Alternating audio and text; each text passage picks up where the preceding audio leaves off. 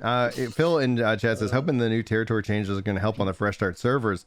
It'd be a nice way to live on the server where there are more than two companies that control everything. And this is the perfect transition to talk about our second topic. We're going to be talking about New World territory changes. Are we out of commercial runs over on Twitch right now? Oh, we're way out. Oh, thank goodness. All right, cool. We're way out. In Not 90 seconds, they would let us do another one for no reason. No reason. We won't. Yeah, but we could. Let's kill our momentum over on the purple platform. Guys, we're going to be talking about New World and its territory changes right now. I don't know how much Chris has been caught up to speed, but New World has announced a lot of changes. Along with that, they've also announced their fresh start details for their worlds, and you can clearly see the beautiful thumbnail representation that I have clearly done. He's on the move. A little bit of a dance from Chris over there. No, nothing else changes. Nothing else has changed in that regard. So that's essentially what I want to jump into first and foremost. To kind of talk about the territory changes, though, I think we start with the fresh start worlds because the information is, I think, pretty interesting. They did a frequently asked questions, but the takeaway that anybody should know, that's why I want to start with this because it's short. November 2nd is when they're going to start fresh start worlds. You cannot transfer onto these worlds. These are for new characters, no coin transfers, no character transfers, nothing. It's like, this is a fresh start with each region having at least one fresh start. And the plan that they have currently is to set it so that nobody within they're going to be considered fresh start worlds for at least 6 months is their current plan. Now, I have trepidation about this because I believe that without cross-server play, these worlds might really struggle because I think there could be a level of hype that people are just generally interested in seeing what the experience is like. And then they kind of dip out. And so you might have server population issues. And they talk about they have no plans to merge. And if they do merge, maybe they'll merge with another fresh start. Ultimately, they're still putting out the frequently asked kind of questions, and that should be coming later. They are going to open it up so you can have a third character. So that way, if you wanted a new character, if you already had two and you wanted to do the fresh start servers, you have that option with a third character slot. So that is kind of the big revelation for that. So the reason why they're focusing in on the second, because the Brimstone update drops on the 18th of October, is I think they want to have the best possible experience for everybody on the fresh start, make sure that no bugs or no issues arise from the Brimstone update. And that also gives them the ability to kind of also do the territory control. And so if we jump into territory control changes themselves, boop, boop, boop, here is where kind of the meat of the content of this section is going to live. So I'm going to go ahead and summarize this because I've lived in this territory management system for the last year. And I actually am very excited about these changes, but they do not go far enough to what is needed. But the key aspect is that this is kind of phase one of what is, and they have more changes that are planning on coming, but this is their first pass at changes. And ultimately, in summary, the reason why they like the system is that companies could set territory tax rates and actually generate revenue. So players who are then doing activities in those zones would generate money that would go onto the ledger based off those tax rates. And then they would pay out once a week for whoever owns the territory.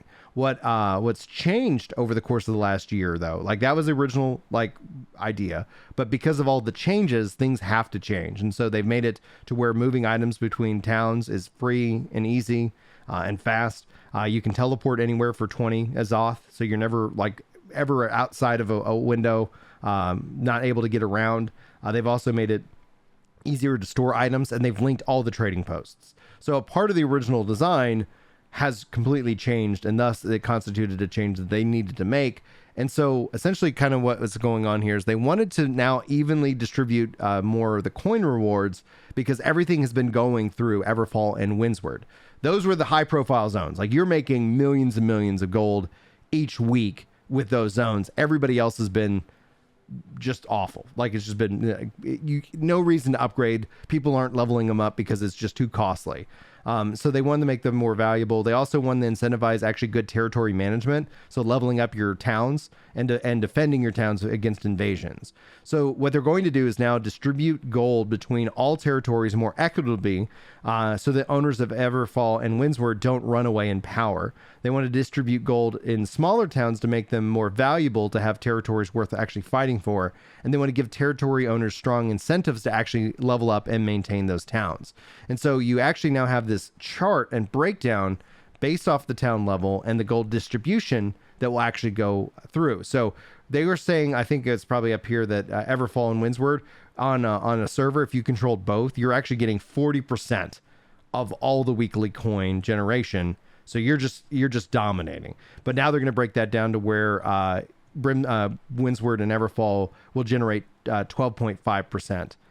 So will the new zone, right? Isn't that Brimstone Sands? Brimstone Sands, yes. So Brimstone Sands is also in that same regard. So you kind of think of these as tiers. So you can see 12.5, 10%, 5% as these, and 7.5% as these kind of 4 tiers at level 39. Like if you don't level up your town, then like you're not going to get that much of a distribution for owning it. So the incentive to level up your town is going to be there because you're going to have a higher payout of all the coin that's generated over the course of a week through taxes. And so they've also adjusting the upkeep cost. So you can see here the 4 different tiers, 5%, 7.5, 10, and 12, where right now the upkeep cost is 190 at level 39 to keep the town, in good standing and in good shape. And you're seeing an adjustment. So like a 5% tier is going to have a cheaper upkeep cost, but the 12.5% is going to have a higher upkeep cost in terms of that. So they're kind of just breaking down these in terms of numbers. And they're also setting certain fixed rates where you could adjust like 25% max on trading now is going to have a 2.5% both min and max. So they're going to kind of hard cap some of the tax rates that are going on in the towns, thus encouraging more community. Now, the thing that I kind of laugh about with this is literally it's just like an equal distribution of wealth. It just seems very, it's Amazon, we know they don't really pay these taxes. They have all these loopholes, etc. And then here we are in a game where taxes are a critical component. And now we're also going to distribute that wealth a little bit more evenly. I think it's a good thing, especially in New World, because essentially you did have zones that aren't worth fighting for, that aren't worth upgrading. That's and maybe funny. This makes it a little bit more well done. And then they kind of have 3 levels of frequently asked questions. Like, you're going to make less money. Right now you were making 24.7%, but now it's going to go down to 17.5% based off their estimates. Brimstone Sands is also in this model, and they have designed this updated system to change with player demand. So if Brimstone Sands isn't as high demand of an area, then they can always lower that down. They could also raise up other zones, but pretty much they believe all the trading literally will probably still sit with Everfall and Windsward as kind of the central hub to the world. And then why are they making these changes now? Well, they want to make sure that, especially with fresh start servers, that they have this in place, that this has been tested, it's been put in place. And then because otherwise what will happen is the knowledgeable players will be on the fresh start player servers, and the fresh players will be on there, and the knowledgeable ones will dominate. Yeah. So that makes sense. It is funny. There will be like a post article or somebody, from Washington Post saying Amazon Game Services says that wealth disparity is bad. And there will be some social commentary in there somewhere. That's funny. Yeah, and that's also the thing with a fresh start, because like there's this weird divide within like any gaming community with New World. It's like you have basically people who are like, I have no idea why fresh start servers even need to exist. And then you have people who are like, I can't believe fresh starts are starting on the 2nd. I've been waiting for this game. My hype is dead. And in my mind, I'm just looking back. I'm like, all right, who gives a crap? Like I honestly don't care. I'm excited that for people who want it, but I'm amused by the fact that there are people who just don't understand that somebody wants to step in. I see also a lot of comments that are like, oh, I don't want, everybody's already been playing for a year. I don't want to be behind. And it's like, the economy's mature. Like you could step into this game as a new character and start making bank because there's a mature economy. There's value driven to every action that you do. And there's people who have values that are set on those items. So like if you came back today, Chris, and you were just playing actively, I think you would make like 200 times more money in progress, because you just get an item. You're like, oh, okay, what's this? And it's like, oh yeah, people want that item because everybody's doing, lots of activities going on in the markets. So you'd actually find that, yeah, you might be behind. You don't have gold cap or anything like that, but I think gold cap? 500,000. Yeah. So it's not that it's how much buying power does 1,000 gold have? Quite a lot. With so 500,000 is a hefty. So like, so gold cap in Final Fantasy 14 is a billion. Yeah. But a billion is like an unspendable amount of, and you can do that on like every character and every retainer. So like it spirals out of control. Gold cap in WoW is 10 million. Mm-hmm. And there are things that people value at 10 million, like which means that there are multiple things, which means some of them would probably go higher, but there's no way to transfer money in that quantity. Gold cap in Guild Wars is, I think, 200k, something like that. Mm-hmm. But like if you could buy completed relics in Final Fantasy, to put that in perspective, I think that's like 5k. So it's an unfathomable amount of money. Like, to hit gold cap in Guild Wars is obscene. It feels like they didn't set a cap. So anybody who's hit it is probably mad because they're like, why would you even set this? Like, clearly I like making gold. So I didn't know kind of where New World felt in that. Like, it feels good. It's a like lot. It's unfathomable, or it's actually something that can be fairly constricting to high wealth players. Yeah, and so it does. There is that constriction. There is things that have value, right? Like, to step in, like I could get a legendary for 10 to 50k. Like, it's depending on the perks and things like that. You could end up having a wide range of different values that are driven. But I never personally feel like, you know, that I like, even at my level, which I can generate around 30 to 50k a week in gold, like based off of the investments that I've made and more, which gives me a lot of buying power, which is nice. And then I can actually have people farm for me, and then I can, you know, it gives me a lot of different flexibility. So there is a point where in New World, you get enough wealth that you're actually very, very comfortable, and you can easily generate more wealth because you have plenty of wealth. But just like with Del Morgan stepping into New World with a new character, they're making tons of money because that's actually one of the things is like there's money to spend. There's value in like a lot of the items. So you end up feeling like you can actually start to actually generate that wealth pretty quickly. The question ends up coming down into is a personal investment, because I already have 3 houses. I already have really good tools and materials. So I don't have to spend a lot of money on my individual character. So a lot of that can go to my own pockets as opposed to like putting it back into the market if I choose to.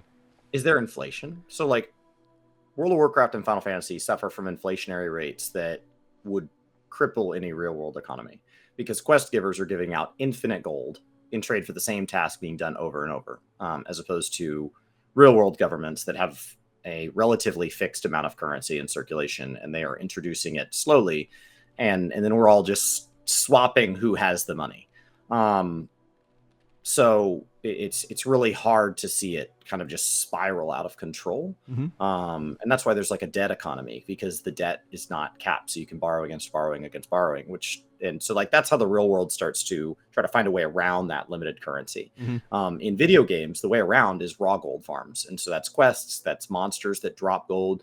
And so they are just continually dropping currency that is every bit as identical as currency that was already in circulation. Mm-hmm. And so they suffer from that. Where does the gold, like is the amount of gold that's in circulation, do you see items slowly going up in price?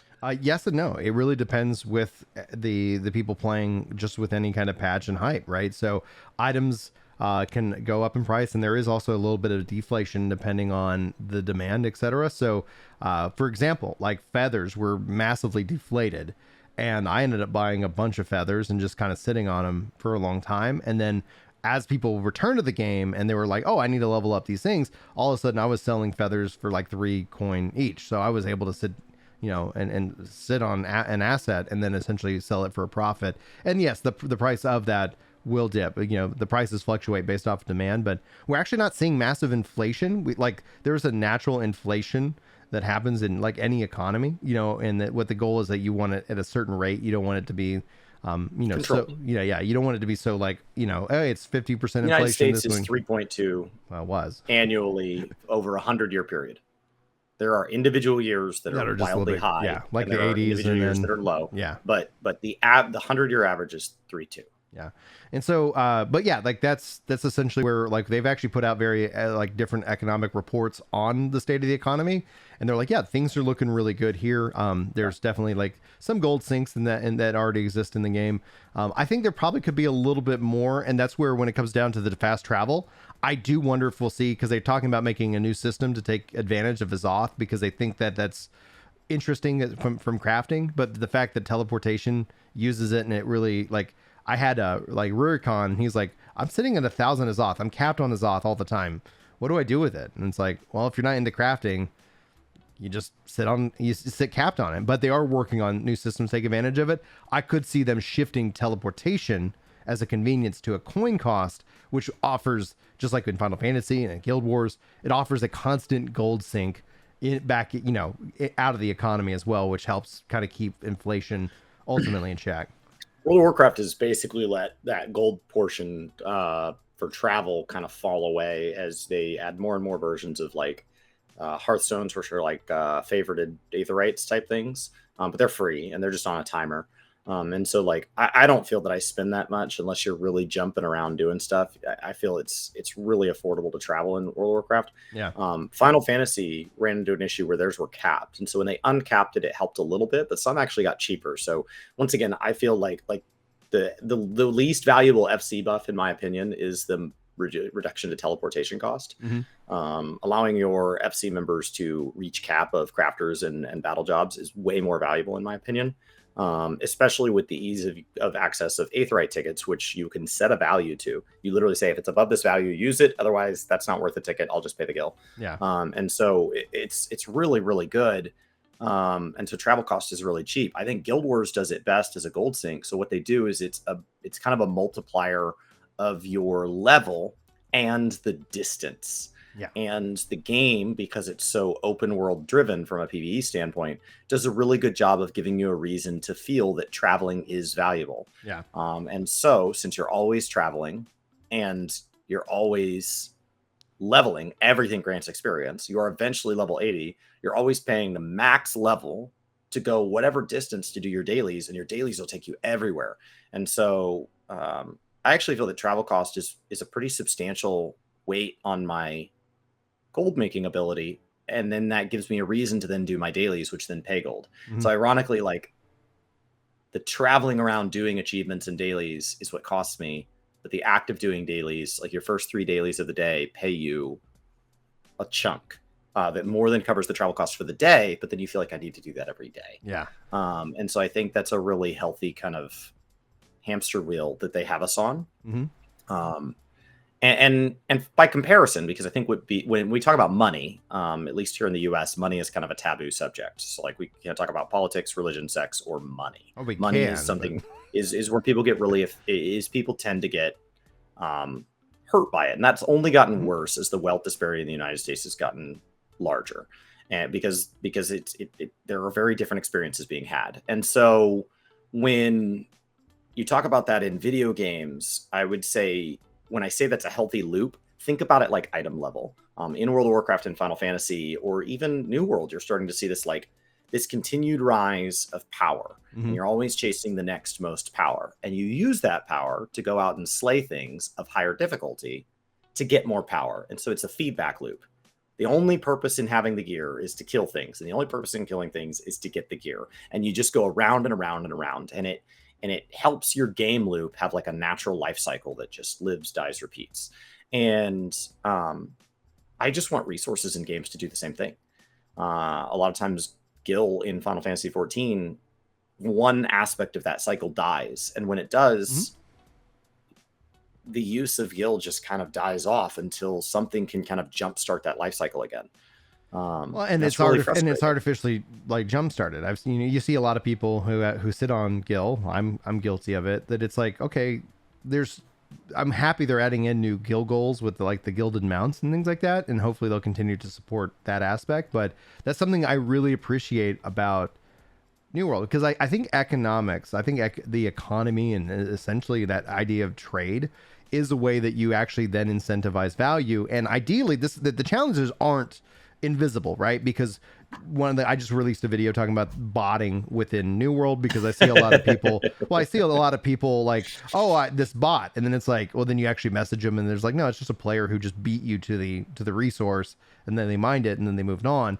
So I see a lot of people like, but there's always going to be an incentive in any game to bot. And what I think New World needs to do when bots are concerned with these resources is exactly what Final Fantasy 14 does, is it releases like a monthly report. It says, hey, we found and identified these accounts, they were banned. What you don't want is these insta bans that literally get leveraged on people. And I know somebody who that happened to in Final Fantasy 11.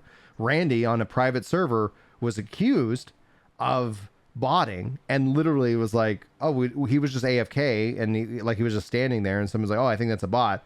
And then they just banned his account because they don't have any due diligence that they have to do. And it's like, okay, guys, like, let's talk about like that. Now, I think bots are bad because they steal value out of like a new player coming in. And let's say nobody actual bots. Actual bots, yeah. Not optimized players. Not optimized players.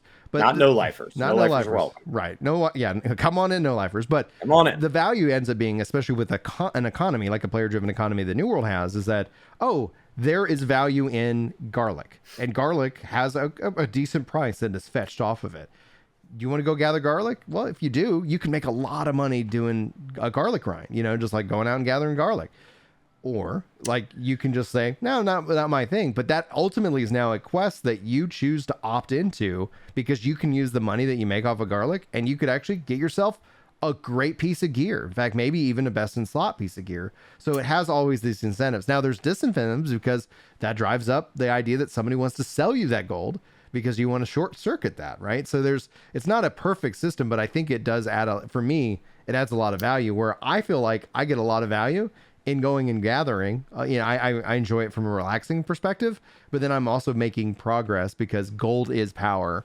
It does give me a lot of opportunity to do things in that.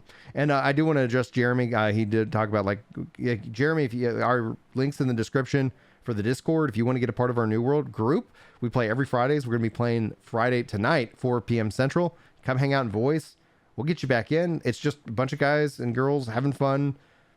Usually runs longer tonight. Tonight there's a huge live event for Final Fantasy 14. Huge. So we'll be shifting back to 14 for the live event. Yeah, absolutely. Anyway, so I just thank you very much, Distorted, for tagging Jeremy on that because get involved. Like we're here to help you get your game goals knocked out and stuff like that. And so it ends up being a really good time. But anyway, like I pivoted to Jeremy, but I wanted to come back to you, give you the thoughts on what I was just discussing. Yeah, I think that when you talk about these optimizations, they tend to get conflated. You tend to find a word that becomes associated with the word villain. Mm-hmm. And then anything else that somebody thinks of as villain, they go, oh, that word's a synonym and I can just use that. And so bot's one of those words. Mm-hmm. And so what can happen is like garlic is your example. And so imagine there's 4 garlic spawns across multiple zones in the game. But each one is ultimately like, hey, I can kind of just run this circle. Yeah. Well, somebody will work out in order what one's the best. 1, 2, 3, and 4. So they'll go to the first one. And if it's saturated with other players, they'll go to the second one, and then the third one, and then the fourth one. But as they get really good at it, imagine they say, every Friday, I watch a TV show on my favorite streaming service, or I hang out in a stream or whatever. And I just run these loops. They're not paying attention to chat. They're not interacting with you. They don't give a crap. They probably, if something attacks them, they probably don't immediately respond to it. And they're just running loops.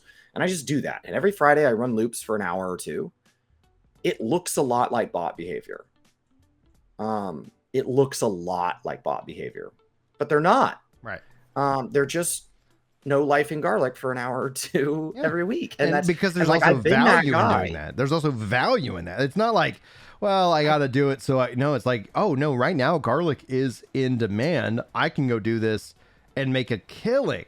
And that's what they do. And then essentially what happens is more and more people go and see that, and then they go do that, and then the price of garlic falls, and people are able to buy it up cheaper. Some other farm, then they're off chasing flax or whatever. So flax is like in WoW, there used to be these a lot of these enchants that came off of 0.01% drops off of these items. And there's an add-on that just tracks how many times you've killed that monster type, so that you can track your progress towards it. And every night after school in college, I used to hop on and kill 100 monsters. And I just went until the little add-on said a number that was 100 bigger than last time. Yeah.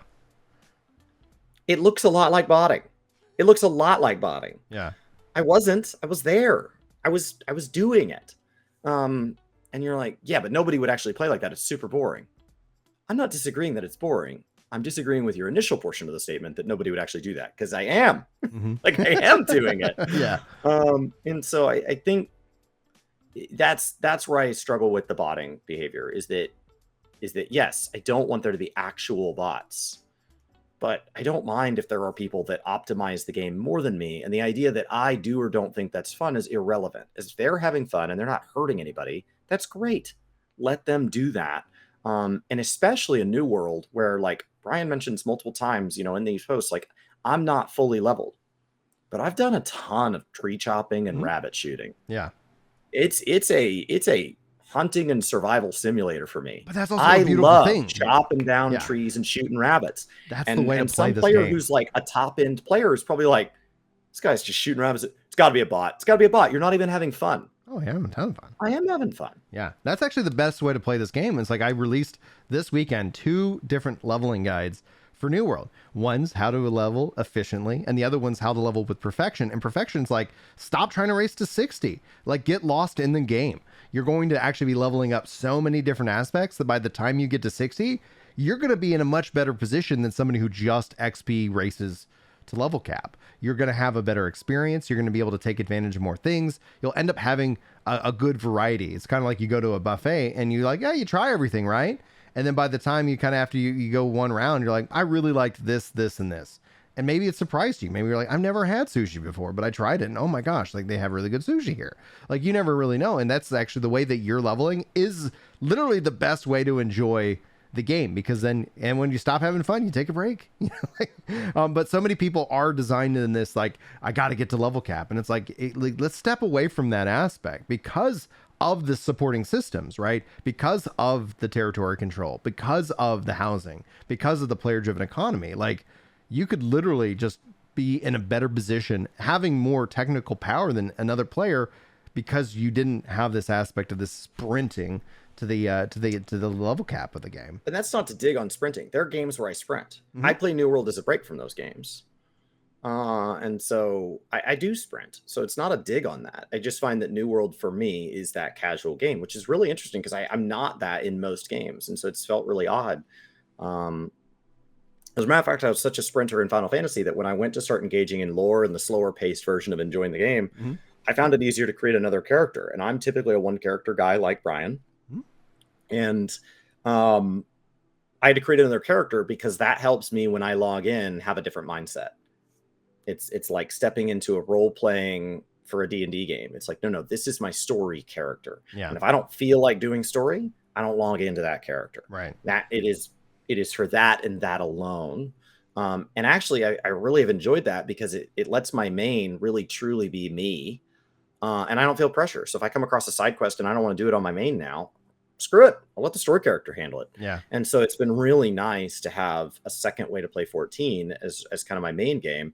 But New World, I don't have any interest in chasing power in New World. Me personally, I don't have any interest in, and honestly, like I tried the narrative out of the gate and it didn't catch me. Maybe when they redo it, it will, but I'll give it another shot. But yeah, that's what I'm really curious about. I'm really curious about, especially as you've been stepping into doing the story of Final Fantasy and getting this like invitation, and then also doing it for Guild Wars. That's one of the things like we've talked about it privately. I was like, hey, Chris, like I'm generally interested in your perspective, having already done this. The fact that you can still take your character you've done and go play the new player experience as well, so that you're getting that story driven experience and also progressing, in that regards. Like I'm very curious as to see what his perspective is, because I'd love to know it. Like I obviously have a bias towards New World, and I've talked about, like, I've been surprised by how much I've absolutely loved this game, and I just see so much potential in it that it kind of reminds me very heavily of Final Fantasy 14 1.0 and being on that journey. And so a lot of people have kind of taken that up as a challenge because they're like, Brian called it right with 1.0 to 2.0. I wish I played 1.0, and this is kind of like my invitation, like, guys, like if you're ever curious, like I'm seeing that same level of potential. Doesn't mean that it's going to pan out correctly, but I do think from everything I'm being told, seeing, and everything, the fact that Amazon's investing in the core beginning experience and changing some of these beginning experiences is interesting to me, because I know if Final Fantasy 14 to do that, how much extra work it is for not extra pay. That's what Chris and I talked about. It's like them redefining the new player experience might invite somebody to buy the game, but if somebody comes who's already bought in the game to check it out, it's not like they get another dollar for that. They don't get another cent for that. So why are they doing that? Well, I think they see a lot of potential in the game and its future, and also other things that they're working on that are coming down the pipeline. That it's important to kind of say, hey, we heard the feedback and we learned and we were able to apply this, and move it forward with that. So I'm very curious to see what. Been redoing their new player experience. Yeah. Final Fantasy's been remastering old dungeons and old MSQ that returners might already be past. Yeah. So there's just this theme right now in MMOs of saying it's just time. Right. It's like I live in an old house and sometimes I have to replace something that doesn't really increase the resale, but it just has to get done. And so I think it's good. Now, like Brian is biased towards New World. He was biased towards Final Fantasy. He was also biased towards Destiny 2. So he doesn't always pick them right. But in general, I'm excited to see you this excited and continuously. Yeah. And that every time you're excited about something, that thing actually comes out. The problem when you were excited about Anthem is you were excited and then they never gave you anything for it. Yeah. And New World, you say, hey, I'm excited about this. And then they give it to you. And then you say, I'm excited about this next thing. And then they give it to you. And so it feels like I am watching a very give and take where to me, you're kind of my lens into the active player base. I keep seeing the active player base, in my case represented by Brian, ask for something or be excited about something. And then I'm seeing the New World devs communicate. Yeah. And that back and forth does mimic Final Fantasy 14. Yes. And is something that when it's lacking or when it's done poorly, is complained about in other games. Mm-hmm. So I think it's really exciting to see not just the hype. And it's what I'd love to see from Ashes of Creation. There's a lot of communication now, but until there's actually a game, I have trouble putting weight in that. But like, the skeleton to it's there. People are asking for things and they're communicating, but like I want to see that in a live environment like New World. It's just too early to call that for Anthem. Oh yeah, or for Ashes of Creation. No, yeah, too late to call for Anthem. Well, the dream would be that it's like, hey, the EA gets acquired and they're like, you know what, let's bring this back, and then you bring it back and a new generation, and I think it would have that potential to say, hey, all right, we're gonna give this another shot. And then you have to No Man's Sky it, where you just, and I don't think they have the, I don't think they have the subtlety to do it that way. The way to win, they would try to make a big media blitz out of it, and I think that's the wrong way. I think you No Man's Sky it. You just keep showing up and you just keep doing what you're supposed to do. Yeah. And now when somebody goes, man, No Man's Sky, that game was a real joke, and then somebody goes, actually, yeah, they put in the work. Well, and that's the thing. I think that's the way you go about it. Whether it ends up being an expansion model or the No Man's Sky, that's what we're waiting to figure out with New World. We know we're going to get a new dev update. We know October's got the Halloween event, it's got the Brimstone Sands, the new leveling experience. Like, it's got a lot to offer, and it's going to be interesting to see. Then you follow that up with, in terms of it, what will be interesting to see is that with the Brimstone update, like, people will come and check it out. How many people are truly interested in the Fresh Start experience will have real numbers, because they aren't going to be hidden in the Brimstone numbers, right? When November 2nd drops, we're going to have a real insight to, was this really high in demand, or was this just a vocal minority who really wanted this? And it's good that they're getting, I'm not going to sit here and say that it's bad that they're getting it. I think that's going to be good. I still think that the key critical component to any server edition and any scale is going to be cross-server play. The ability for you to log in and just go play where you need to play. Like, that I think will end up being something that is a value-driven aspect to how New World's structured, but I still think that's probably going to be next year at a minimum before those systems are truly integrated. We're seeing the framework of that already. They've been able to take certain things and move them over in their own instance, like wars. I think essentially then all of a sudden you start to see how that ends up scaling out and evolving over the course of the next X amount of time. And that's where I think it's going to be really cool to see whatever they sit down with the next roadmap. And I'll keep you guys up to date on all those changes for sure. And I'm really excited when Chris jumps back into New World to see the new player experience. There is, for those of you who are on the fence or listening here today and you're like, yeah, I bought the game and I haven't played it for a while. There is a 50% XP character boost that's kicked off yesterday, or the 5th, and it runs until the 17th. So if you're ever like, yeah, I'm in the 20s or the 30s, you still can experience the new player experience on a veteran character, and you could also take advantage of the XP boost that is going on all the way up to the release of Brimstone Sands. So that's what's going on within the game itself. Chris, you got any final thoughts before we wrap up our New World segment? No, we're gonna go talk about Final Fantasy, who is at PAX Australia right now with a image of Zodiac on their sign and a QR code to try the free trial. Woohoo! Free trial. Now with Heaven's Word. The critically acclaimed, guys. You sent me the meme, right? Crazy that there's that image. That's so cool. Because as a new player, you'd go, "That's so cool," but you don't know what you're looking at. There's going to be somebody on Reddit's going to go, "I can't believe they would post spoilers. I can't believe they would do that." The only people who know there's spoilers at 14 are the people who've already experienced it. Like with rare exception, like that's where it's like, "Oh, you showed off this dungeon. That dungeon's spoilers." Who would watch that and know what that dungeon even means? Nobody. Like the only person with the possible chance to make that spoilers is the person calling it as spoilers. Yeah. And now you're now queuing somebody in because now somebody's trying to store that. Oh, it is? It's a spoiler? What does this mean? So they're letting people play the Zodiac fight for a t-shirt. I hope people watch that and pick up the game. Yeah. It's awesome. It's awesome. We'll go. Do it. All right, guys. If you guys are new to the live shows, Twitch likes to run ads, and we do need more of you guys lurking over on Twitch. So check the pinned comment, check the description. The dream would be, if you guys want to like really help us out, hit us up at get us to 200 lurkers, etc. That'd be so massive. We're just under 100 right now. We're at 88. So guys, be sure to go also lurk over on Twitch. We're going to next be transitioning into kind of the account hacking issue that's going on right now. We want to make sure you guys have the information that came out this week.